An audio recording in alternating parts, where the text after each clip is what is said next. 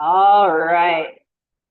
So a couple of reminders before we, or comments, I guess, partially before we get rolling.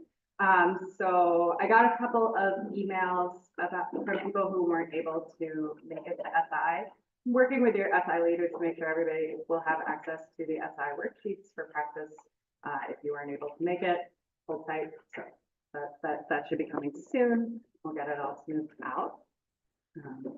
Other thing to remember is that after today, just like last week, you'll have a weekly lecture quiz to complete on your own time. You still get to attempt.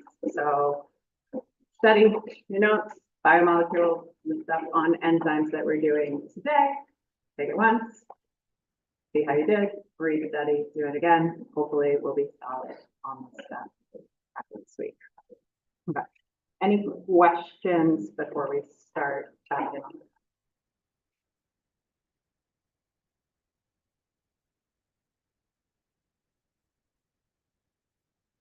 Okay, so we'll get rolling. Okay. So when we left off, we had talked about our carbohydrates. So we talked about our monomers, so our monosaccharides building up into big polysaccharides. We looked at glycogen as an example, starches in like bread are another example. We talked about our lipids. So when you saw those non-polar hydrocarbons, lots of carbon-hydrogen bonds all over the place. Our traditional example is usually a triglyceride with its sort of flag shape, those three fatty acid tails bonded to a glycerol. But we know that phospholipids in particular are also really important because they form the building block for our cell membranes. Then we went into our proteins. We saw that we have the basic monomer building block of an amino acid. We've got kind of 20 flavors. We link them together with peptide bonds. So an amino group to a carboxyl group forms a peptide bond. Then we have folding of proteins that gives them many, many different shapes that are possible, which is why proteins have so many functions in your body. So we saw that primary structure of a protein is just linking together amino acids with a peptide bond in a big polypeptide chain. And the secondary structure was as we start to have some swirling going on, forming the alpha helices or twists, potentially some folding, like you might fold a sheet of paper in our beta pleated sheet. And then for our third level of protein folding, we start to crumple that all up even more. This is when things start to look more unpredictable. This is because we have our different R groups kind of interacting with each other. There are 20 different kinds. They might be in any different order depending on the protein that we're building. So complex, but they're attracting each other, repelling each other, giving us some big complicated structure.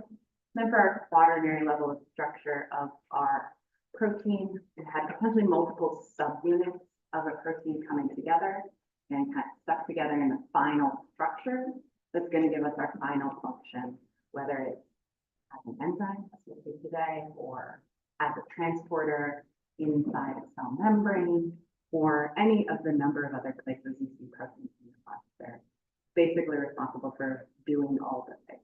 We have hormones that are protein, your cytoskeleton. We've got all over the place. Okay.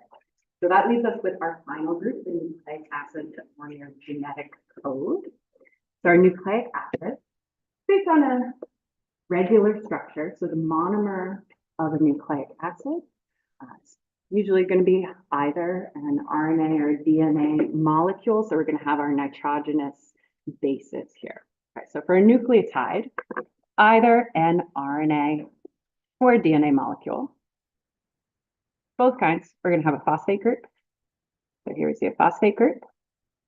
Okay. Both kinds, we're going to have a carbohydrate ring here. So here we have a carbohydrate. Talk about that in 1 second, because here we have some variability, but both kinds we have a carbohydrate.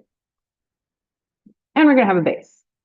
Again, some variability on the bases, but we'll always have a base. So these are 3 parts to a nucleotide. So for those carbohydrates in the center, so this ring structure, we counted up all the carbons, hydrogens, and oxygens. We get our stereotypical 1 to 2 to 1 ratio that we see in carbohydrates. You can see oxygen kind of all over the place, but also lots of hydrogen. Okay. So if we're building DNA, we're going to see deoxyribose, right? So that's where the D in DNA comes from. So deoxyribonucleic acid. So nucleic acid is that Na part, right? So that's the D, the deoxyribose. In RNA, we'll see ribose as our sugar. Okay, so ribonucleic acid for the ribose. So Na for nucleic acid. So these are very similar sugars, right? So these carbohydrate rings here are nearly identical except for one little spot. Okay. So if you're looking, the ribose, we'll look at it on the right-hand side here first. So notice here on the bottom, you've got 2 hydroxyl groups. So coming off this corner, we have an OH. Coming off this corner, we have an OH. And we turn our attention to the DNA nucleotide. So this deoxyribose is our sugar. That hydroxyl group that I circled is still there. But then when you look for the second one, instead we just have a lone hydrogen here, right? So it's deoxy because it has 1 less oxygen in our deoxyribose sugar here. So we removed an oxygen, and that's the difference from this structural portion between DNA and RNA. So just one difference in that sugar.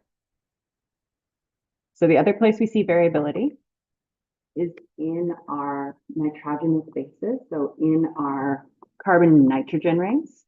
So we have many options. So when you talk about the genetic code and bases, right, like A, T, C, G, et cetera, et cetera, et cetera, what we're listing out is which of these bases we have and in what order. Okay? So we divide our bases into pyrimidines and purines, but they're all nitrogen-containing rings. So here you can see, got some carbons, but here we see nitrogen, nitrogen on these rings. Okay. Same thing in our purines, but in our purines, you've got this kind of like double ring next to each other. So they also contain nitrogen, which is why they are nitrogenous bases. Okay, cool. So the pyrimidines are options. We're looking at DNA, our cytosine and thymine. So that's the C and the T. If you read out the structure of a gene. In the case of RNA only, you might see uracil, okay? So this is a nitrogenous base that is valid for RNA only. It's basically substituted for where you see thymine. Okay, so you can see it has that similar structure. Our purines, with these kind of double rings on the nitrogenous base, are adenine and guanine. Okay? And whether you are looking at DNA or RNA, you'll see these same 2 types. Okay. So these pair to each other in DNA because we have a double helix structure. You're always going to see a purine pairing with a pyrimidine. So if we are looking at DNA, right, we're going to see this adenine paired with thymine, right? If we are looking at the guanine, we're going to see it paired with cytosine. I'm circling ones for DNA, right? And this is nice. and important because this is going to allow a double helix DNA strand to be the same thickness across when you put them next to each other, right? Because you'll have the 1, 2 in that nitrogenous base from the purine in that ring structure, and then just one from the corresponding pyrimidine. Doesn't matter whether you're putting A and P or C and G from the perspective of that thickness, right? But this is just how they're paired together.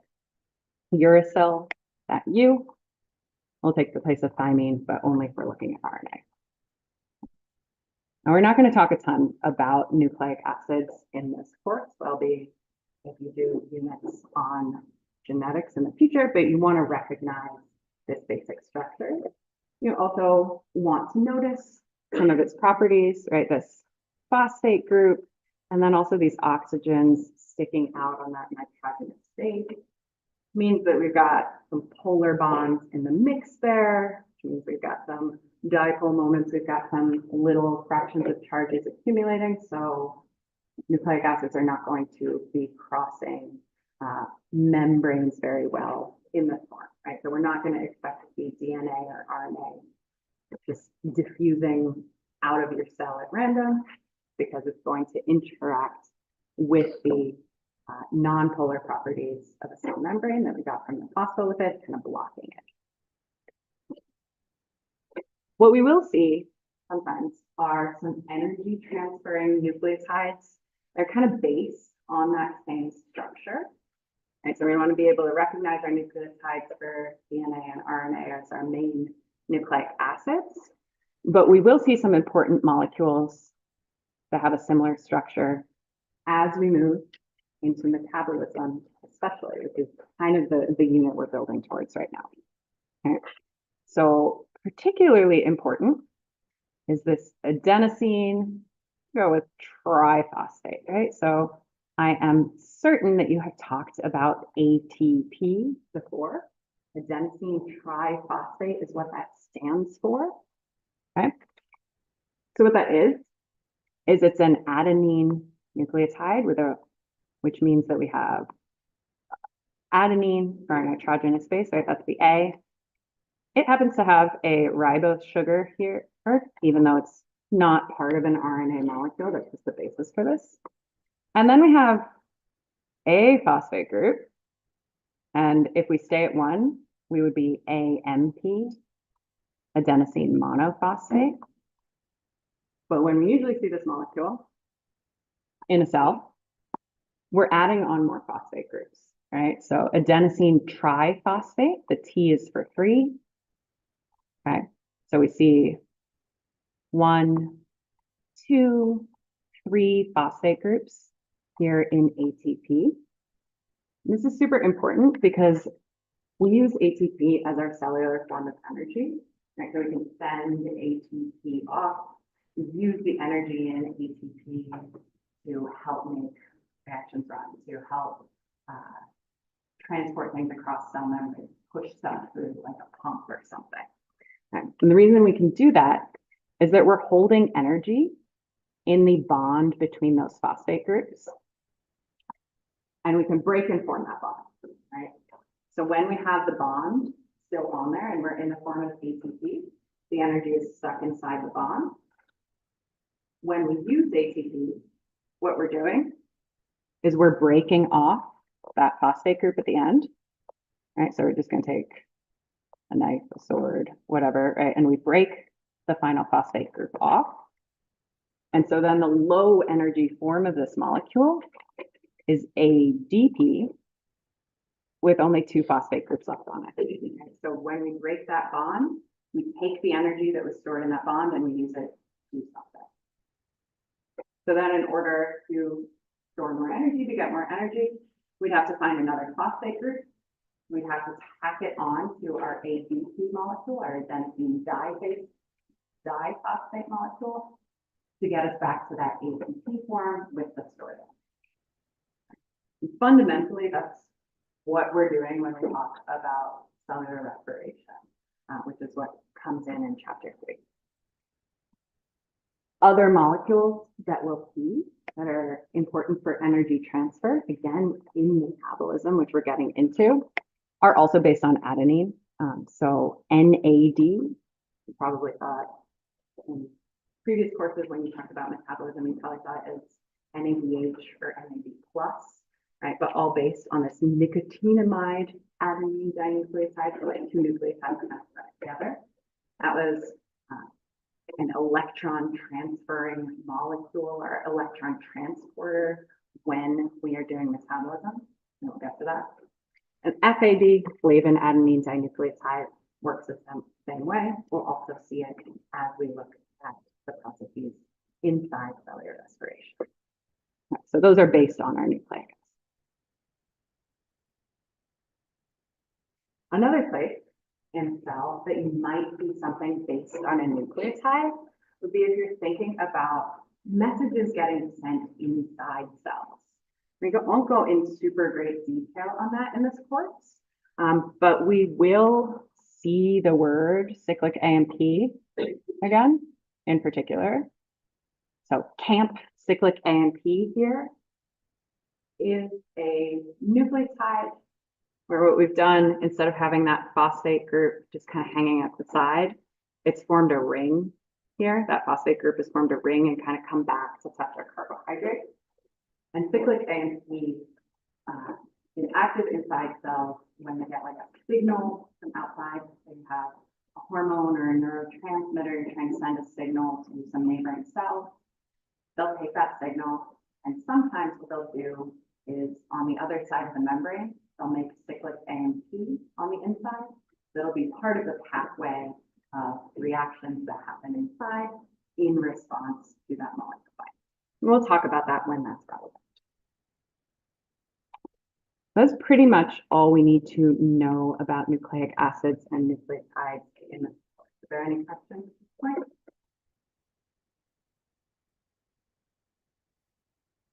But for our purposes, we mainly want to recognize them. And also we want to know that they're not going to be crossing membranes without help if we're talking about our DNA and RNA standard nucleic acid molecules. Okay. So we're going to move on to enzymes. I noticed in your schedule, enzymes were grouped in with chapter 2 because they're kind of in the same packet. I think enzymes are more covered in detail in chapter 3 as we start metabolism. So if you're looking for that section in your textbook, that's what it is. But that's what we're moving into next anyway. So we're going to do enzymes, and then we're moving into metabolism. So, okay. Let's open. Let's open it separately.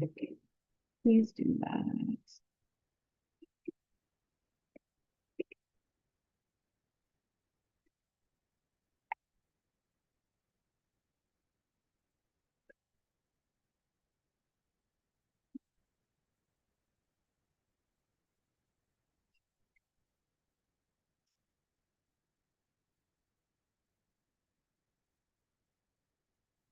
All right.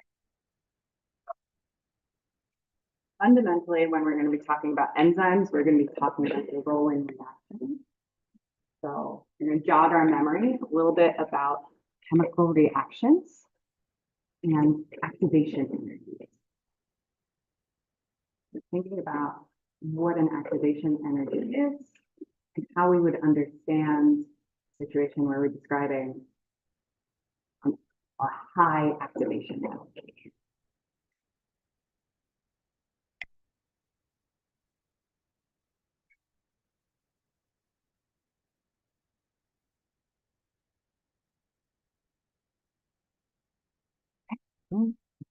Quickly, excellent. Give me another couple seconds.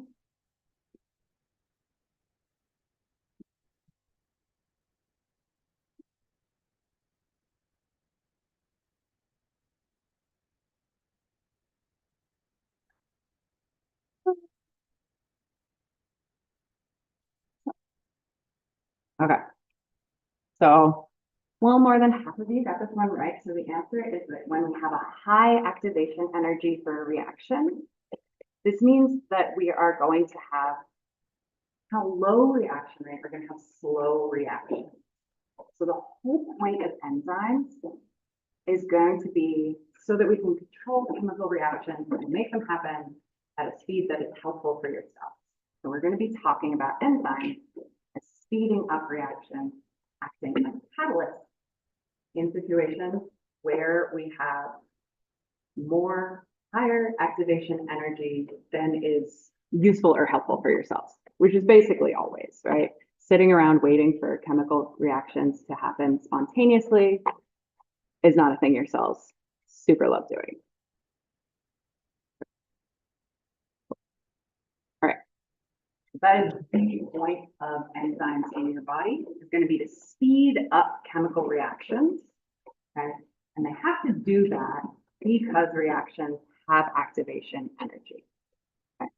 So formally, chemically, if we're describing that property of an enzyme, we say that they're acting as catalysts. So catalysts in biological systems, the catalyst makes something happen, making something happen easier. What is making happen easier is the chemical reaction. So enzymes are a specialized type of protein that speed up chemical reactions. The way they do this is that they lower activation energies. Okay. So in chemistry class, and I think we'll have a figure like this in a second if I put them in the order I remember, but just a reminder. So when we're thinking about activation energy, we're thinking about the course of a reaction drawn along kind of like time along our x-axis broadly. We're thinking about how much energy we need over here on the y-axis. Okay. So every reaction, our products are going to start out with some amount of energy. They're going to end up with some amount of energy. In this case, we're going to go down because that's usually how it's drawn. Okay. But we can't go directly stepwise from one to the other. We can't just draw a straight line down. They need to get wiggly enough, unstable enough for something to actually happen, for them to change. And another way of saying that is they need to gain a little bit of energy before the reaction can proceed. So the activation energy is that little hump. Okay. So we will see this again in a second, but that's what we're talking about with that activation energy. So our enzymes are decreasing that activation energy. They're doing it for a specific chemical reaction. Okay, so enzyme is just a general word. We have specific named enzymes that do specific reactions and are responsible for forming specific bonds between specific molecules. So the way that enzymes do this, so that an enzyme binds on to a substrate. I don't have pictures of this too, but I'll draw underneath because I like pictures better than words. Okay, so we're going to have an enzyme. Okay, here's my enzyme. So it's a protein, big and foldy, right? If we were to draw all those amino acids in that chain, we'd get some horrible squiggle, right? So that's our enzyme. Okay. The substrate is the molecule that's part of that chemical reaction that we want to have happen. So like it's our reactant basically. So an enzyme and a substrate. Your substrate is going to bind in here to what we call the active site of our enzyme. Okay, so we have our enzyme and our substrate bound together. This gives us our enzyme substrate complex. Then as the reaction happens, after the reaction happens, we are going to have that enzyme release our products. So it's going to, let's say this one breaks that circle in half. Okay. And so the enzyme turns that substrate into our products. Okay. That then get released. And we're left with our original enzyme that can circle back and do it again. Grab another substrate, so basically another reactant, and do it all over again. So they're reusable.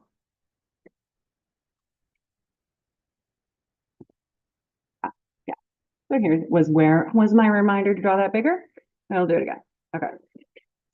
So on our y-axis, we have our energy.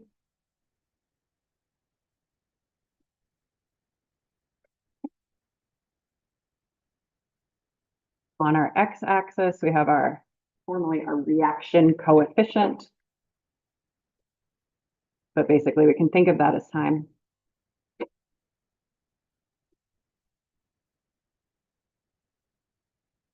Or coordinates, sorry. Okay. So we have our products with some energy. They need to reach a certain activation energy before the reaction actually proceeds and leads to our products. Okay. So give our reactants and our products. Okay. So the activation energy is that little extra hump. Okay. So that's our activation energy. And it's acting as a barrier for this reaction to happen pretty much, right? So if you have to wait until just by probability, when random happenstance, your reactants jiggle around enough that they get that energy in order for this reaction to proceed, that's kind of slow. So when we bind to an enzyme and force those reactants into a specific orientation, right, like pull them closer together, pull the right parts of the molecules next to each other, we lower that activation energy because we don't have to rely on random chance anymore. So we lower our activation energy barrier. So the second line I'm drawing is what this might look like with an enzyme, something like that. Okay, so we're lowering the activation energy, making it smaller by using our enzyme, our biological catalyst. And this is a figure from your book. So when we think about enzymes and how they fit, we're thinking about the interaction between that protein, that enzyme, and our substrate, which is the reactant for our chemical reaction. Okay. So our enzyme has a specific shape. And because of protein folding, we have like specific R groups with specific chemical and physical properties facing the part of the enzyme that's going to bind onto our substrate, right? So I'm not being specific there because there's so much variability depending on what enzyme we're talking about. Okay. So here we have our active site where our substrate goes in. All right, so here we can see substrate C going into that active site on the enzyme. Probably the first way you learn this, you've seen this before. The typical model for thinking about how enzymes bind to substrates is the lock and key model. So just the idea that you have a specific shaped lock on your door handle and your key has a specific shape and they fit together real well, right? That's our typical idea of how an enzyme and its active site, that would be the lock part, and the substrate, that would be the key part, fit together. It's just that. And it's still kind of helpful to think about it that way. Okay. So lock and key gets us approximately to the idea of how the active site and that substrate binding to the enzyme work. It's not technically perfect. So a slightly more accurate way of thinking about this is the induced fit model. Okay. So in this lock and key model here at the bottom, right, we have this kind of circular active site. Substrate C is circular. Here it say fit, but the substrate B is a square, doesn't fit. Substrate D is this polygon, it also doesn't fit. Okay.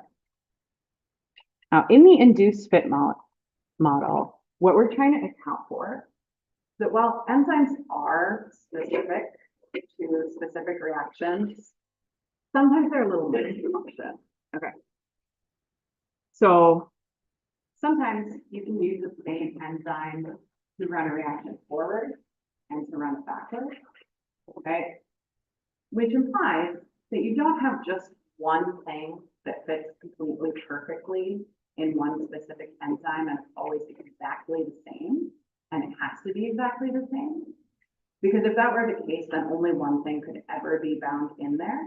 We do have enzymes that can bind to one thing, but maybe also another kind of similar thing. So we have a little bit of kind of wiggle room there. Okay. So in the induced fit model, what we think is happening is we have an enzyme with an active site, right? So that part's the same. But in this case, it's the substrate binding to the enzyme that kind of reshapes the enzyme a little bit. So they still have to be related to each other. It still has to be the right enzyme.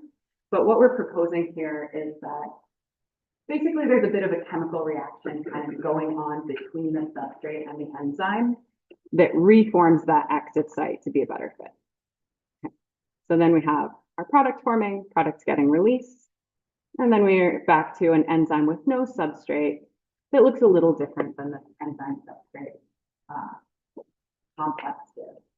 And this is a helpful adjustment to the model in technical terms, because this allows for enzymes where the product maybe fit as well as the original substrate did. And so we can go in two different directions with the same enzyme. But in general, what you want to know, substrates are bonding to active sites. There's some degree of fit between them. And the fact that the catalyst allowing chemical reactions to happen faster than they would otherwise because we lowered the activation. Okay. Now, when we have chemical reactions happening that are catalyzed by enzymes, sometimes we have helpers, basically.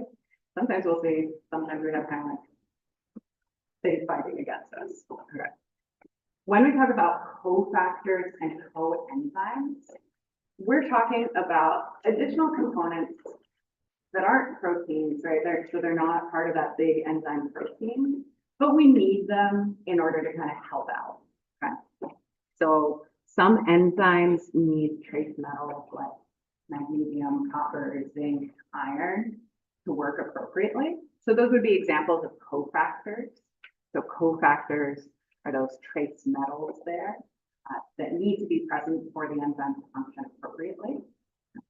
So cofactor is one option. So this is why sometimes maybe someone tells you need to take more magnesium for some problem in your body, right? This is one of the places magnesium might be used in a cell.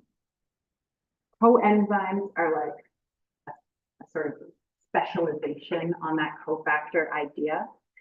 So coenzymes don't have any catalytic activity themselves, right? So they're not enzymes on their own, but we also need them for proper enzyme function. And they even participate a little bit in the enzyme reaction that's happening on top. So one that you'll see in this course is like acetyl-CoA, right? That CoA is saying it's coenzyme A, right? So we see that in metabolism. It's helping an enzyme do its thing, basically.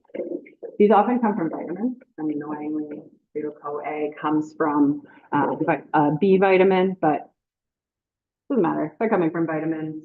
They're helping out in these enzymatic reactions. Okay, so they wouldn't be like a trace metal, they'd be some larger kind of molecule. Sometimes they'll transfer some of their chemical groups, so some small parts of them might end up transferred into the reaction during this process. Okay. So as we're continuing to think about this, so the next thing we're going to be thinking about is how exactly we can change our reaction rates. We're going to have some variability. We know we're speeding up chemical reactions in general with an enzyme, but we might have different amounts of enzymes. We might have different kinds of enzymes. We might be operating at different temperatures. So we're going to be thinking about those variables next.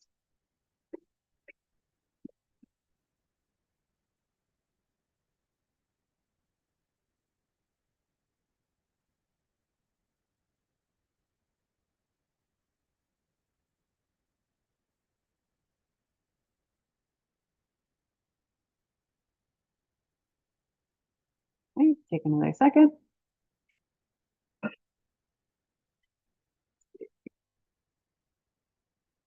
Yeah, awesome. Okay, so the point of the enzyme in the first place was to act as a catalyst to lower activation energy, lower that barrier to the reaction, and therefore speed up the reaction.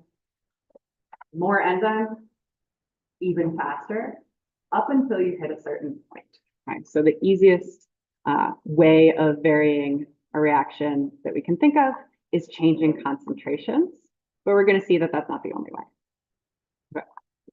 So when we're thinking about enzyme reaction rates, we're thinking about how fast or how slow, how much we're helping kind of. We might think about this because we might be thinking about, okay, how much of this product is your cell producing? If it's not producing enough, how could we make it produce more? Okay. So every enzyme in a chemical reaction is going to have like a baseline rate. We refer to that as the enzyme catalytic rate. So some enzymes are just slower or faster than others in the first place. So that's one place we see variability in reaction rates, is if we have like a slower enzyme or a faster enzyme. And that's just kind of built in with that catalytic rate. Okay. One way we can make adjustments to a rate of reaction, right, is we can change how much enzyme we have, or we could also change how much substrate we have. Right? So we know the enzyme and the substrate are binding to each other. Right? So you can imagine a situation where you have lots and lots of substrate, but like imagine like 100 molecules of substrate and like 5 little enzymes trying to get them all to react. It's going to be slower than if you have 10 little enzyme molecules than if you have 50 little enzyme molecules. And depending on that ratio of enzyme to substrate, it might happen in the opposite direction too, right? So sometimes if you add more substrate, you're going to have more of that reaction happen, right? And in general, chemical reactions that work that way, right? So if you put in more of the thing, you'll more likely have more of that reaction happening kind of on net globally. So these would both increase the rate of reaction here. One that you might not have thought about as much, or it might be a little less obvious, the affinity of the enzyme for a substrate. Okay. So affinity, think like friends is a sort of related word here. So the affinity of an enzyme for a substrate means like how much do they like each other? How attracted to each other are they? How well do they bind together? So enzymes have differing affinities for substrates. So sometimes an enzyme will bind a substrate, but it's not such a good fit, right? They don't bind super tightly together, kind of slow. They don't like each other all that much. It's kind of loose connection. But sometimes they're like two peas in the pod. So if we say something has high affinity for something else, we're saying they really like each other. They're going to kind of suck and pull towards each other. Okay. So depending on whether we have high affinity or low affinity of an enzyme for a substrate, that can change the reaction rate. In general, if you have higher affinity of an enzyme for a substrate, it means that that enzyme is going to find the substrate faster, it's going to bind onto it quicker. So that process is going to kind of speed up a little bit at the beginning, so we'll speed up the reaction. Temperature and pH, we won't talk that much about varying in this class because those are regulated variables in your body, right? Like your body should stay the same temperature and pH roughly, otherwise homeostasis is not doing its job. But in general chemical reactions, if you heat them up, they go faster. pH also can speed up a reaction. So these are all theoretical ways we could change the rate of reaction. So I'm going to just draw out a little bit of how we think about in graph form that affinity of enzymes and substrates. Okay. So we're going to imagine an enzyme with a low substrate affinity first. So we have an enzyme that binds to the substrate. It is a catalyst, it does work, but they don't like each other all that much. Okay. So with increasing substrate concentration, so more of the reactant, we're going to see increases in that reaction rate because there's just more of it. All right, but it'll be kind of slow. Okay. Sorry, my line can't hold it. So that's our low version. If you put in an enzyme that has a higher affinity, so higher affinity means they super like each other, it's going to be way faster, right? We're going to see a way faster binding of that enzyme to the substrate. So that reaction rate is going to go up super fast. It'll plateau at some point because at some point, all the enzyme and all the substrate, if we have them in equal concentrations, will be bound to each other. So we're at the fastest that we can be because it's dependent on that enzyme's baseline catalytic rate. But we'll see at the beginning much more of this reaction getting kickstarted faster if we have a higher affinity. And that figures in your book. Okay. So the final thing we want to understand about our enzymes is that we can regulate their activity a little bit. And I actually like to think about these 4 factors in kind of 2 blocks, because I find that our allosteric regulation and our covalent regulation are topics that are kind of similar.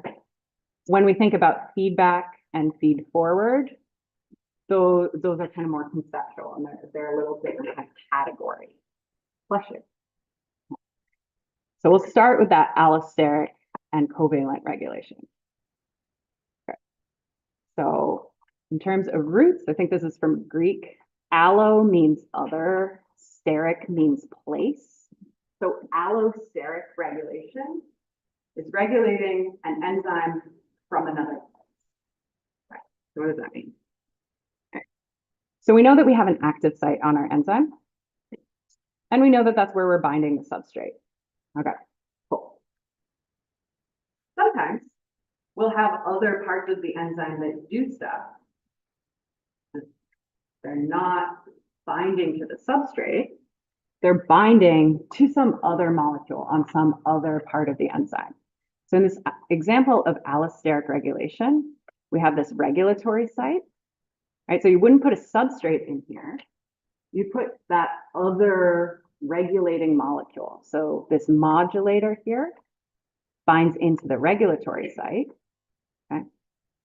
And you can see that after that modulator binds into the regulatory site, the enzyme changes shape.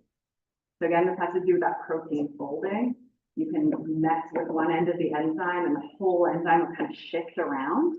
And sometimes that'll impact that active site. So you can see here that the enzyme has changed the active site and now we've got this kind of star shape, right? So this allosteric regulation now changed the shape of that active site. So in practice, what we might expect the result to be, this might affect like the affinity of the enzyme for its substrate, right? Maybe that star shape fits better with our substrate, or maybe it fits a lot worse. Maybe we have higher affinity would be the better fit. Lower affinity would be, we were trying to put a round circle in that nice roundish active site, but now the allosteric regulation has given us this star shape. Our circle doesn't fit all that well anymore. So that's allosteric regulation. Covalent regulation is similar but different. So in covalent regulation, we're not necessarily going to be looking for a specific regulatory site, right? You can think about allosteric regulation as maybe somewhere where like a cofactor or an ion or something just kind of pops in and pops off, kind of temporary activity there. In covalent regulation, the enzyme and the chemical group that is relevant covalently bond to each other. So we have this kind of semi-permanent connection between the enzyme and this new chemical group. And it's not going to end until we break that covalent bond. So this would be like a longer term kind of change in enzyme activity. It would change how this enzyme works until you do something to break that covalent bond, versus the regulatory site and the allosteric regulation is a kind of like temporary effect, and you'd expect that modulator molecule to like fall out on a relatively shorter time scale. So when we think about covalent regulation, we're often changing an enzyme using another enzyme. So that's what you see in this picture here. So we can see our original enzyme is this blue one. another enzyme, this enzyme A, came in and helped us form a covalent bond in that whole region over here, right? So now we have an enzyme with another chemical group stuck on. We've got this altered activity. And that altered activity isn't changed back to normal until a third enzyme comes and breaks that covalent bond.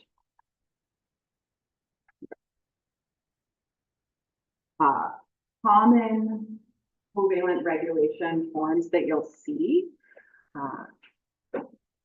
usually have to do with like phosphate groups. So protein kinases tend to add on a phosphate group to enzymes, changing their behavior.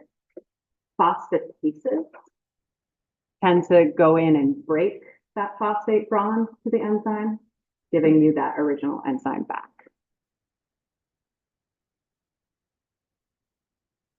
I'm going to briefly say these last two. So we have our allosteric regulation. As the regulatory site changes the shape of an enzyme, therefore changes its effect. We have the covalent regulation that does the same thing, but we formed a covalent bond.